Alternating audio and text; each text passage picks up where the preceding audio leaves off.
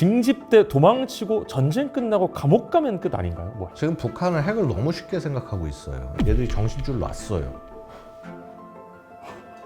세상에 어떤 미친 XX들이 이게 정신 나간 애들이거든요. 1명 이상은 충분히 죽는 거죠. 네, 시청자 여러분 안녕하십니까? 네, 최근 이제 남북 관계 갈등이 굉장히 고조되면서 이제 경의동에선 이제 도로 폭파부터 시작해서 오물풍선 등 이러다 실제로 진짜 전쟁이 나는 게 아니냐 하는 주변의 시청자분들과 이제 여러 무수히 많은 DM을 받아서 군사 전문가 양욱 박사님을 모시고 실제로 전쟁이 일어나게 되면 반드시 도움이 될 만한 정보들을 제가 엄청 많이 이제 가지고 왔거든요. 네, 안녕하십니까. 아산정책연구원에서 외교안보센터에서 군사전략, 무기체계 분석 등을 담당하고 있는 양욱입니다. 사실은 되게 한번 뵙고 싶었는데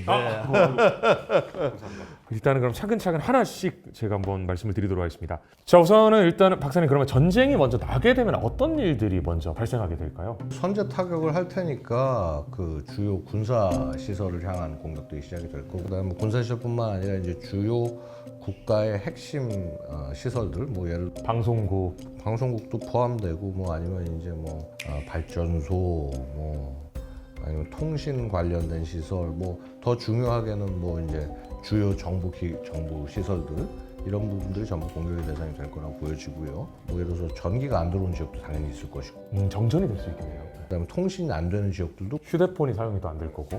휴대폰뿐만 아니라 인터넷 자체가 아예 안 되는 경우들도 발생하게 될 것이고요. 여러 가지 상황들 속에서 굉장히 좀 혼란이 높아질 거다라고 예상합니다. 박사님이라면 이제 공습 경보가 울렸을 때 가장 먼저 뭘 챙기거나 뭘 하실 것 같으십니까? 글쎄요. 딱 세 가지만 챙길 수 세 가지만 챙길 수 있다. 어쨌거나 통신은 또 해야 되니까 기본적으로 뭐 핸드폰, 휴대폰, 뭐 이거 플래시라이트 대용으로 쓸 수 있을 테니까. 그 다음에 버텨야 될 시간이 있을 수 있으니까, 뭐 예를 들어서 생수통 조그만 게 있으면 그거라도 하나 일단 들고 갈 것 같고요. 그 다음에 추가적으로 간다면은 글쎄요, 한 일단 그 두 가지 정도만 있으면 일단 될 것 같습니다.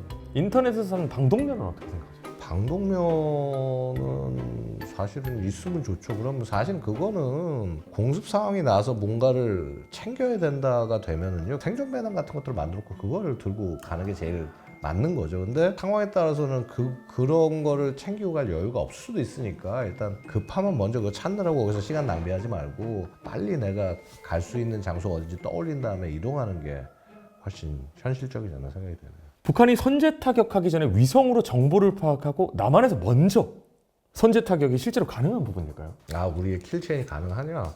킬체인 당연히 가능하죠. 가능하니까 이제 그 가능한 거를 목표로 해서 개발을 하고 있고, 지금 이제 훈련을 하고 있는데, 퍼센테이지가 앞으로 계속 높아질 것이다. 현재 몇 프로인지는 제가 말씀 못 드리는데 점차 높아진다라고 말씀드릴 수 있겠습니다. 전쟁이 나면 종전까지 얼마 정도 보십니까? 글쎄, 이게 굉장히 좀 애매한 질문인데, 어느 나라건 우리도 마찬가지고 북한도 마찬가지고 속전속결을 다 목표로 합니다. 예를 들어서 뭐 인터넷이나 뉴스 같은 데 보시면 무슨 뭐 북한이 무슨 뭐 7일 내에, 일주일 내에 전쟁을 뭐 끝낸다 뭐 이렇게 얘기를 하고 나오고 그러지 않습니까? 네. 도저히 말도 안 되는 얘기고요. 일주일 내에 뭐 점령해가지고 한다? 불가능한 얘기라고 봅니다. 빨리 끝나는 일은 절대 없다라고 봅니다. 한 기간이 그러면 한 진짜 길면 1년까지도 갈 수? 1년 이상도 갈 수 있는 거죠. 그러니까 이게 전쟁이란 거를 내가 언제 끝날 수 있다라고 생각하는 것 자체가 굉장히 오만한 행동이라고 저는 생각을 해요. 이게 전쟁이라는 게 우리가 뭐 지금 뭐 전쟁 좋아서 뭐 전쟁을 하자라고 해서 연구하고 얘기하는 게 아니라 나지 않게 하기 위해서 노력을 하는 거죠. 그거는 세상에서 전쟁을 제일 원하지 않는 사람은 아마 군인들이 아닐까. 그렇죠.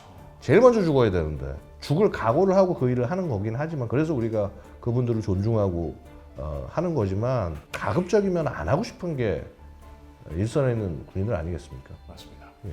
전쟁이 나게 되면 총 피해량은 어느 정도일 것 같으십니까? 제가 함부로 답하기는 좀 어려운 것이요. 사실 전쟁 양상이 어떻게 되냐에 따라서 기간에 따라서 너무 다른 얘기라 가지고 이거는 인천항이 공격당하고 부산항이 공격당하고 우리 수출 못 한단 말이에요. 사실은 굉장히 힘들어지는 거거든요. 먹고 살기 자체가 힘들어지게 되는 거죠. 그런 전시 상황에도 어떻게 뭐 끌고 가야겠다라는 계획들이 국가 당연히 기본적으로 보유하고 있긴 합니다만은 전쟁이 안 나야 되는 거예요. 그래서 일단 안 나는 게 가장 베스트네요. 네, 저는 뭐 저 함부로 그 액수가 얼마다라고 말씀 못 드리겠습니다만 수조는커녕 수십조 이상은 그냥 증발한다고 봐야죠 그 자리에서. 전쟁이 나면 차량은 탈 수 없고 SUV 차량은 차출된다는 소리가 있던데 혹시 맞는지? 그게 이제 차출 제도가 있는 걸로 알고 있는데 저도 지금 그거 한지 꽤 오래돼가지고 그게 아마 처음에 애초에 차를 구매하거나 뭐하거나 하면서 그게 그 동원 계약서를 작성하는 걸로 알고 제가 알기로 무작위로 돌리는 걸로 알고 있거든요. 지정된 차도 있고 지정되지 않은 차도 있는 걸로 알고 있어요. 내 차가 무조건 다 끌려간다라고 보시는 건 아닌데 실제 전쟁터에서도 SUV가 정말 활용성이 높거든요. 지금 우크라이나 전쟁 같은 거 보면 이제 실제 막 소대들이 이동하고 교전하고 할 때 SUV들 타고 가가지고 투입되고 그래요. 결국에는 차출되는 게 맞네요. 어떤 형식으로든 활용이 되지 않을까 생각이 되네요. 이거를 굉장히 또 엄청 많은 분들이 궁금해 하시는데요. 흔히 말해 이제 전쟁에 투입되는 사람의 조건은 어떻게 되는지. 이제 뭐 현역은 이제 바로 이제 투입이 되고 예비군은 몇 년 차까지 그리고 민방위와 전시근로역은 이제 어떻게 보면 그 동네에 이제 주민들의 대피를 도와주고 이런 것들에 대해서 한번 역할의 구분지어서 한번 설명해 줄 수 있으실까요? 40세까지고 전시가 45세인가까지. 전시근로역은 45세까지, 민방위는 40세까지네요. 그런데 이제 실제 전쟁이 나게 되면 나중에 상황이 안 좋아지면 야 일단 나이 일정 이상은 다 와라. 그럼 결국에는 일단 전시 상황이 발생하게 되면 다 일단 소집인가요? 예비군 8년 차까지도? 그렇죠. 일단은 완전 이제 전면전 상황이 되면 무조건 소집을 해야 되는 거죠. 이게 상황에 따라 좀 다른데 예를 들어서 이제 국지 도발이나 이런 경우에는 이제 해당 지역의 예비군 대상자들을 모아서 이제 투입하는 경우가 생길 수도 있고. 그럼 민방위와 전시근로역은 어떤 역할을 할까요? 사람들이 이제 뭐 다치거나 이렇게 됐을 때 그걸 구호하는 업무를 하는 이송하고 구호하고 그런 부분에서 굉장히 소요가 많죠. 그들에게 병기가 주어지거나 그러진 않겠네요. 전투를 요구하진 않습니다. 그 외 여성분들과 미성년자 노인 이제 어떻게 될까요? 특별하게 별도의 지침이 있거나 그렇지는 않아요. 뭐 그들에게 뭐 요구를 하거나 그러진 않네요.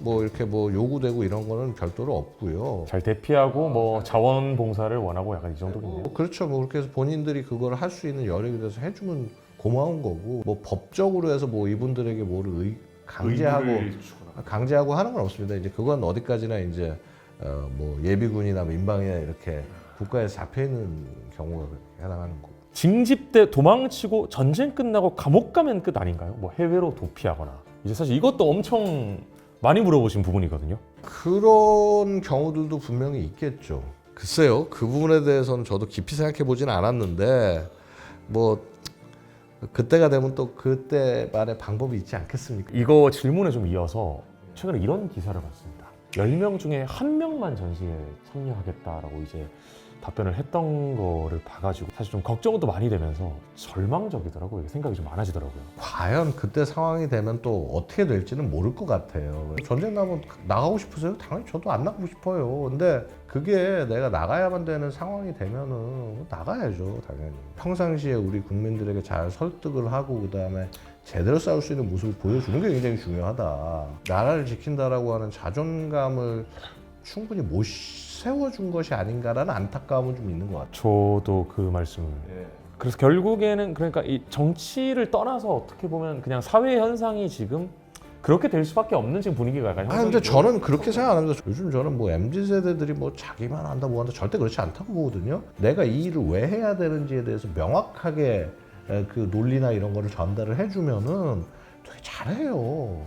왜 해야 되는지, 왜 그 영역에서 나가야 되는지에 대해서 무슨 정교육 하듯이 막 뭐 앉혀가지고 뭐하고 하는 게 아니라 본인 스스로 그 답을 하고 자부심을 느끼게 만들어주면 된다고 생각을 해요. 근데 그런 것들이 사실 우리 군에서 잘 못하고 있는 것도 좀 문제가 아닌가 생각이 됩니다. 맞습니다. 필수 인력, 이제 소방 공무원분들이나 경찰 공무원분들 같은 경우에도 혹시 군대에 따로 아닙니다. 거기 그분들은 그 임무를 본인이 하셔야죠. 계속 거기는 동원 대상이 아닌 걸로 알고 있습니다. 북한이 민간인을 향해 포격하지는 않을 것이다라는 소리가 있던데 맞는 말일까요? 그러니까 민간인을 향해서 민간인만을 겨누서 포격한다라는 거는 굉장히 비효율적이죠. 상대방의 그 전투력을 무력화시켜야지 내가 가서 그 전쟁을 이기는 건데, 혹은 내가 스스로 나를 지키기 위해서도 나를 공격할 수 있는 상대방을 일단 제압을 해야 되는 건데 그럼 거기에 쓰기도 탄과 힘이 부족해 죽겠는데 민간을 향해서 그걸 발사한다는 건 논리적이지 않은 접근이라고 봅니다. 근데 이제 다만 그렇다고 해서 그럼 민간 피해가 없을 거냐 그렇진 않죠. 왜냐면 명중률이 떨어진다거나 혹은 여기로 떨어질 그렇죠. 민간 피해가 0도 없다? 말도 안 되는 얘기입니다. 일부러 민간인들의 패닉을 유도해서 더 뭔가 혼란을 만들기 위해서 오히려 일부러 이렇게 민간을 충분히 가능한 얘기예요. 살짝 때릴 수는 있겠네요. 시내 같은데 이제 막 인구 밀집 지역이나 이런데 포탄을 뭐 정확히 안 떨어지더라도 여기저기 탕탕 떨어져서 사람 많이 안 죽더라도 포탄이 떨어졌다는 것 자체만 해도 거기서 막 차들 엉키고 뭐하고 난리 나면 시내 자체가 마비가 될 수 있다는 거죠. 그런 공격이나 이런 것들이 일어났을 때 얼만큼 당황하지 않고 상황들을 잘 전파해 나가면서 이 사람들이 굉장히 현실적으로 잘 대피하거나 할 수 있게 유도할 수 있는 게 굉장히 중요하다고. 와, 그럼 진짜 어떻게 보면 그 국가의 이런 리딩이 정말 더 중요한 상황이겠네요. 어떻게 보면. 그래서 언제나 전시에 정말 정확한 정보들을 국민에게 전달하는 것 자체가 정말 중요한 일이다. 그럼 이제 가까운 대피소로 이동하는 게 우선일지 가장 먼저 해야 되는 일이 어떤 걸까요? 만약 공습 상황부터 먼저 시작이 될 테니까 공습에서 살아남아야 될 거 아닙니까? 가장 가까운 곳에 들어가서 대피하고 계시고 도저히 뭐 이쪽 지역이 방어가 안 된다. 그럼 이제 그거에 따라 가지고 해서 이동 준비를 하셔야겠죠. 차량을 과연 얼만큼 이용할 수 있을지는 저는 확실히 못하겠습니다. 귀경길도 사실 한 발자국 움직이기 어려운데 거의 도로가 마비돼서. 그리고 제가 알기로는 또 군이 이제 도로를 통제하는 걸로 알고 있거든요. 맞습니다. 그러니까 왜냐하면 작전을 위해서 확보를 해야 되기 때문에 차량으로도 어디를 이동한다라고 하는 게 굉장히 절망적일 수 있어요. 오토바이나 자전거는 혹시 어떻게 보십니까? 뭐 가능성은 있는데 그 뭐 언젠가 기름 떨어지지 않겠어요, 오토바이도? 자전거가 이제 그나마 뭐 연료가 들지 않고 이제 MTB로 사람으로 할 수 있는 거니까. 그래서 이제 교수님이 생각하셨을 때 전쟁 났을 때 가장 안전한 지역이나 장소, 뭐 예를 들어서 제주도라든지. 도심지가 안전하지는 않겠죠. 글쎄요, 뭐 제일 안전한 곳이라고 한다면은 지역을 뭐 3군데 정도 뽑는다면? 3군데를 꼽는다. 일단은 제일 남쪽이면 남쪽일수록 안전하다라고 말씀드릴 수 있을 것 같아요. 남쪽이면서 주변에 뭐 군이라든가 뭐 항만이라든가 정부 주요 시설 없는 지역은 상대적으로 안전할 수 있다라고 말씀드리겠습니다. 제주도 같은 곳도 안전할 거다라고 생각하시는 분 있는데 제주도에도 공항이 있고 그다음에 또 해군 기지도 있고 그래서 한 번 더 와서 여기 뭐 완전히 무슨 안전한 데야? 그런 데가 있을까요? 워낙 좁아서. 일단은 최대한 남쪽으로 가는 이유는 사실 사정권 받기라서 그런 거죠. 그렇죠. 그러니까 미사일 사정권 생각하면 사실은 이제 충남권 정도만 돼도 상대적으로 이제 충남 이하만 돼도 이제 직접 공격을 받는 거는 좀 상대적으로 적어죠. 수도권에 사실 굉장히 많은 인구가 이제 밀집되어 있잖아요. 거의 한 900만 정도가 제가 알기로는 이제 있는 걸로 알고 있는데, 근데 수도권에는 어떻게 보면 이제 군사 시설이 그렇게 많지는 않을 텐데. 많지는 않지만 예를 들어서 이제 정부 기관 시설도 있고 그다음에 국회나 이제 이런. 그다음에 이제 뭐 통신사들 같은 것들도 사실 공격 대상이 될 수 있어요. 현대전 그리고 드론, 남북 전쟁도 드론이 활용돼서 이제 전투가 진행이 될지, 이제 북한이 드론 활용에 대한 능력이 있을까요? 저는 있다고 봅니다. 그리고 앞으로 더 높여 나갈 거다. 김정은이 얼마 전에 자폭 드론을 한 2종을 선보였단 말이죠. 근데 그 선보인 자폭 드론이 러시아가 이제 우크라이나 전쟁에서 쓰고 있는 자폭 드론과 유사한데 그거보다 성능을 조금 개량한 형태예요. 그래서 이제 그걸 아마 그런 걸 제한하는 것 같아요. 제가 볼 때 제한하는 것 같고. 근데 그럼 북한이 그거 만들 수 있는 능력이 없냐? 능력은 당연히 되죠. 왜냐하면 지금 뭐 미사일, 탄도 미사일, 순항 미사일까지 만드는데 자폭 드론 만드는 거는 뭐 지금 좀 어려운 기술은 아닙니다. 이런 좀 기계화 전투와 이제 이런 좀 미사일 전쟁으로만 이루어질지, 그러니까 육탄전이 조금 지금 초기에 이제 장비들이 많이 있는 상태에서 싸움이 된다 하면은 우리가 공군력도 상대적으로 우위가 있고 그거 그대로 활용하면은 적 기동 장비 상당 부분 제압할 수 있고 그리고 그 상태에서 우리 기동 장비들이 실제 역량을 갖고 밀고 같이 올라가면은 조금 더 어떻게 보면 우리한테 조금 더 찬스가 있을 수도 있는 거고요. 그 우리가 우크라이나 전쟁 보면서 야 뭐 현대전에 탱크가 왜 필요하냐, 공격 헬기 왜 필요하냐, 뭐 자폭드론만 있고 이거 하면은 가성비 전쟁이 되는데 당연히 가성비 전쟁은 생각을 해야 되는데 초기에 우리가 갖고 있는 이런 장비들을 얼만큼 효율적으로 활용해서 적을 얼만큼 밀어내느냐. 이게 이제 굉장히 관건이다. 저희는 보통 수비를 하겠죠. 거의. 과거에는 무조건 수비지만요. 일단은 이제 지금 상황은 좀 약간 전략이 바뀌어서 우리가 밀려날 데가 없잖아요. 그쵸. 결국은 막으면서 뒤에서 기동해서 치고 올라가겠다는 개념으로 바뀌었는데 그런 부분에 걸맞게 좀 병력이나 이런 것들이 좀 더 완편이 잘 돼야 되고 그리고 이제 장비나 이런 것도 조금 더 잘 지급이 돼야 되지 않나라고 생각을 합니다. 핵을 발사하는 거를 우리나라와 미국이 이제 넉넉히 보고 있지는 않을 것 같은데 북한에서 이제 핵 발사가 진짜로 일어날 수 있을까? 지금 북한은 핵을 너무 쉽게 생각하고 있어요. 중요한 건 사실은 핵은 사용할 때보다 사용하지 않을 때 훨씬 더 가치가 높거든요. 북한이 이제 2013년에 이제 핵 보유국법을 통해서 우리는 핵은 전쟁을 막기 위해서만 갖고 있는 거야. 우리 이거 핵 함부로 안 쓰고 외부에 함부로 안 넘겨줄 거야 얘기하다가 얘들이 정신줄 놨어요. 전쟁 막기 위해서 핵을 갖고 있는 건 맞지만 전쟁이 나면 우리 이거 쓸 거야. 상대방이 핵을 안 가진 나라라고 하더라도 우리는 핵을 쓸 거야. 깡패네요. 기가 막힌 게 이제 핵 사용 조건 5가지인가를 얘기하는데 그게 마지막 조건이 제일 기가 막혔어요. 제가 보면서 마지막 조건이 뭐냐면 기타 불가피한 경우. 세상에 어떤 미친 XX들이 가불기네요, 그냥 이제. 핵을 기타 상황에 쓸 수 있다라고 쓰는 이게 정신 나간 애들이거든요. 저희 이제 아산정치연구원에서 핵 관련된 연구들을 많이 하는데 연간 북한이 12발에서 18발 핵탄두를 그 핵물질을 생산해낼 수 있다. 그러면 2027년이 되면 누적 생산이 200발분이 돼. 2030년대가 되면은 300발. 와. 예. 이제 2040년대까지는 2050년 이때 정도 되면 500발까지도 돼요.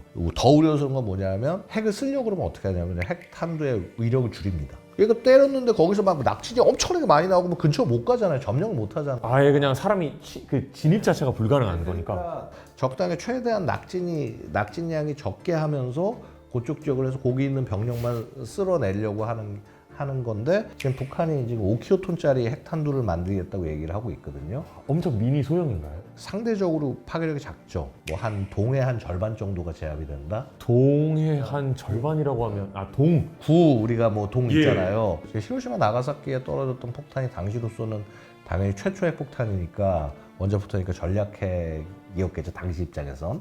근데 현대의 입장에선 걔는 전술핵이에요. 지금 15킬로톤짜리가 히로시마에 근데 21킬로톤짜리가 나가사키에 떨어진 건데 히로시마 떨어졌을 때 보면은 당시에 이제 낙진 피해까지 하면은 뭐 많이 보면 한 16만 보기도 하고. 근데 이제 그 5킬로톤짜리를 공격하면 그거보다는 이제 좀 더 많이 줄어들거든요. 근데 그것도 지역이 인구 밀집지에 떨어진다 그러면 그것도 뭐 한 10,000명 이상은 충분히 죽는 거죠. 와, 근데 진짜로 이런 전술핵을 굉장히 많이 생산을 한 다음에 진짜 그 함대 단위로 이렇게 하면 저희는 근데 손 쓸 그게 그러니까 사실은 뭐 그래서 왜 그러냐면은 지금 보면은 그렇잖아요. 뭐 한국하고 미국하고 뭐 장관 만나가지고 얘기하면서 뭐 너가 핵을 한 발이라도 쓰는 순간 이거는 핵 사용이다. 너 이게 마치 이거는 핵이 아닌 것처럼 얘기하는데 핵 쓴 거 맞고 그렇게 될 경우는 너희는 그냥 아예 지구상에서 지워버리겠다라는 게 특히 미국은 지울 수 있는 능력을 가지고 있는 거예요. 허용 가이드라인도 그럼 주는 건가요? 아니 근데 애초에 그런 전술핵 자체를 사용하게 되면 일단 너희는 종말이 그렇죠. 거잖아요, 어떻게 보면. 그렇죠. 그러니까 아예 핵 사용 꿈도 꾸지 말아라고 얘기를 하는 겁니다. 그리고 이제 우리가 뭐 예를 들어서 그래서 우리는 핵은 없지만 뭐 형무5 같은 미사일이 나오게 된 것도요. 그런 능력을 우리가 키우고 있는 걸 아니까 최근에 북한이 난리가 나는 겁니다. 사전에 그런데 이제 핵 발사를 저희가 감지할 수 있는 능력이 있을까? 왜냐면 막 요즘은 막 잠수함 이런 데서 쏘면 이제 파악하기가 쉽지 않다. 약간 이런 얘기가 뭐 많이 기본적으로 그래서 이제 그런 잠수함조차도 관측하기 위한 여러 가지 조치들이 취해지고 있습니다. 근데 문제는 뭐냐면 워낙 우리는 북한하고 거리가 짧아요. 그래서 이거를 파악하도 사실 그걸 어떻게 할 수 있는 방법이 없고 그냥 맞아야 되는 상황이긴 하네요. 가장 짧게 날라올 때 한 보통 이제 3분 정도 걸릴 텐데 실제 탐지나 이런 게 한 30초 정도부터 이제 탐지돼서 전파됐다고 생각을 하면 그렇게 되면 그 안에서 결국은 다 이루어지는 건데. 야, 근데 이게 진짜 패닉인 게 그러면 긴급 경보가 뜬다고 해도 이제 그거를 확인하는 시간도 이게 있을 거고 어떻게 보면. 그렇죠. 그러니까 뭐 삐삐삐 해가지고 해서 하면은 뭐 후딱 움직이셔야 되겠어. 뭐 지금 내가 이거 챙기고 저거 챙기고 할 여유가 없는 겁니다. 계속 하여튼 우리는 북한 열심히 들여다보면서 대응해야 된다. 이렇게 말씀드리고 싶습니다. 다음 기타 일상 질문으로 넘어가도록 하겠습니다. 투항하면 살 확률이 있을까요? 글쎄요, 뭐 북한에 있는 있는 전투원들이 와서 이제 우리를 학살을 할 수도 저는 있다고 봐요. 상황에 따라서는. 뭐 워낙 아시다시피 그 북한이라는 존재가 인권에 대한 개념이 아예 없는 집단이기 때문에 포항에서 살아남을 수 있을지 몰라도 사람 취급 못 받겠죠. 그러니까 우리가 언제나 북한 바라볼 때 주의해야 되는 게 많은 분들이 하는 실수가 문명인 사회와 이런 그 민주주의 국가에서 생각하고 행동하는 대로 북한이 할 거다라고 생각하면 안 되는 겁니다. 거기는 전혀 문화가 전혀 다르니까. 되려 조선시대에 가깝지 않나 생각이 돼요. 투항하면 살 수도 있겠죠. 사람 취급 받을 생각하지 말아라. 말씀드리겠습니다. 혼란을 틈타서 평소 미워하던 사람에게 해를 가해도 안 걸리는 거 아닌지라고 이제 그런 일이 일어날 수도 있겠죠. 뭐. 민가가 더 위험할 것 같긴 하거든요. 왜냐면 CCTV나 이런 것들도 다 고장 날 거 아니에요, 어떻게 보면.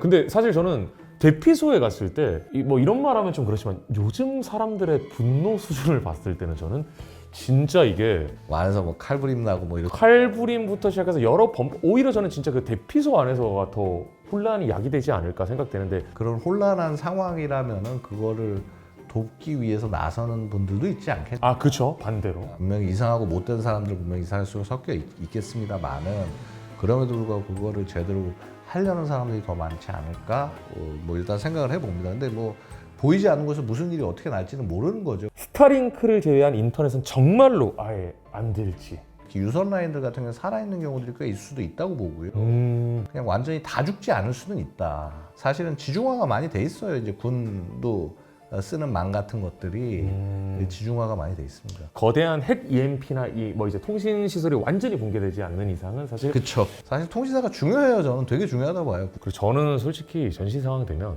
사람들 가장 패닉이 이 포 떨어지는 거 이런 것들도 있겠지만 휴대폰 먹통 됐을 때 그 내가 어떻게 해야 되는지 모르는 상황이 더 이게 저는 그렇죠. 그래서 그게 저는 굉장히 좀 중요한 일이라고 봐요. 사람들한테 계속적으로 정보를 꾸준하게 전달할 수 있게 만드는 게 여러 가지 재난과 이런 상황들을 대비해서 인터넷 기반의 통신들이 더 활약하게 되는 그런 날도 있지 않을까. 저는 그래서 혹시 모를 상황을 대비해서 이 영상을 오프라인 저장을 해놓으시면 비행기 모드 때도 확인을 하실 수 있습니다. 그리고 이제 안전디딤돌이라고 해서 이제 행정안전부에서 이제 대피나 이런 가이드라인을 엄청 또 잘 만들어 놓은 게 있기 때문에 안전디딤돌 어플도 혹시 모르니까 깔아 놓으시는 거 추천드리겠습니다. 지도는 안 나옵니다. 지도는 안 나오니까 평상시 축지는 해두셔야죠. 그러면 이제 기존에 존재하던 전산 시스템이나 이런 게 어떻게 될까요? 왜냐하면 사실 전쟁으로 인해서 굉장히 막대한 피해와 이제 그런 공문서, 개인정보, 뭐 재산, 은행, 뭐 병역 뭐 그 외에 전자증명서라든지 이런 것들은 어떻게 될까요? 결국 이제 그런 것들이 백업이 얼만큼 잘 되냐가 그 나라의 능력이고요. 사실 뭐 지난번에 한번 난리난 적이 있었잖아요. 뭐 카카오 그쪽에 뭐 화재가 나 데이터 센터에 화재가 맞아요. 카카오톡 완전 먹통되고 예. 어쨌거나 사기업들이 하고 있는 게 대부분인데 사기업들에게 최소한의 기준을 어느 정도 지키게 만들면서 데이터도 분산하고 그래서 정말 소중한 데이터 정보 같은 걸 지킬 수 있게 해주는 거 국가적으로 해야 될 일이라고 봐요. 그러면 혹시 이런 주요 시설들이 파괴가 되면 미사일에 맞아서 이게 어떻게 보면 진짜 자칫 신분 세탁이 될 수도 있겠네요. 폭포가 안 된다면 그렇게 될 수도 있겠죠. 근데 아마 그렇게 되긴 쉽지 않을 것 같습니다. 자세하게 말씀드린 그런데 하여튼 뭐 이렇게 백업할 수 있는 노력들이 있기 때문에 아 이제 대외비로 예. 아무래도 어려운 게 있을 수는 있겠죠. 전쟁이 나도 현금이나 통장에 있는 돈을 쓸 수 있는지 아마 뭐 현금은 있으면은 그게 어떻게든 당연히 활용이 될 거예요. 어느 시점이 되면은 인플레이션이 굉장히 높아질 거기 때문에 돈 가치가 굉장히 떨어질 거라고 보거든요. 그렇기 때문에 귀금속이 훨씬 더 가상화폐는 혹시 가상화폐는 확인되겠습니까? 외국에 있는 애한테 파셔서 그걸 환금하실 수는 있겠죠. 전쟁이 나면 모든 의식주를 나라에 기대해야 하는 건지 왜냐면 나라에서 지정한 마트나 이런 것들도 있는 걸로 알고 있거든요. 초기나 이런 때 같은 데는 약간 배급식으로 갈 수도 있을 거예요. 처음에는 이제 이후에 안정이 되면서 그 시장 기능에 어느 정도 의존을 하겠죠. 화폐가 이제 다시 활용되기 시작하고 근데 뭐 사실 마트나 이런 것들을 사실 이제 턴다라고 하죠. 그렇게 해도 범법적으로 문제가 없는 건가요? 마트를 턴다는 게 무슨 다들 이제 대피 상황에서 편의점 가서 이제 과자 챙겨 했을 때 이 사람은 절도법이 그러면 일단 기본적으로 절도 맞죠. 뭐. 근데 절도보다 일단은 내가 먹고 사는 게 더 중요하거든요. 아니 뭐 그거는 실질적으로 일어나는 일을 막을 수는 없겠죠. 절도 행위가 아니냐라고 할 수는 없지 않습니까? 그렇죠. 실제 되게 통제하기 어려운 상황이 될 수 있다는 거예요. 그러니까 현실적인 문제인 거죠. 이거는 일단은 이 사람들이 뭔가 거처를 마련하고 스스로 하기 전까지는 그럼 국가가 당연히 지원을 해줘야 될 수밖에 없는 상황인 겁니다. 그거. 반려동물의 경우는 어떻게 해야 될까요? 아마 대부분 데리고 대피를 하시려고 할 것 같은데 결국은 이제 그 본인에게 돌아가야 될 어떤 뭐 식량이랄까 이런 것들을 나누실 의사가 있다고 한다면 왜냐면 그거는 사람에게밖에 못 줄 거 아니겠습니까? 본인 책임하에서 하셔야죠 그 부분은. 이제 이거 출근은 안 해도 되는 건지라고 이제 회사 출근을 얼마나 하기 싫으셨으면 그렇게 되면은 회사에서 출근도 안 하고 돈도 안 주지 않을까? 월급도 안 주지 않을까요?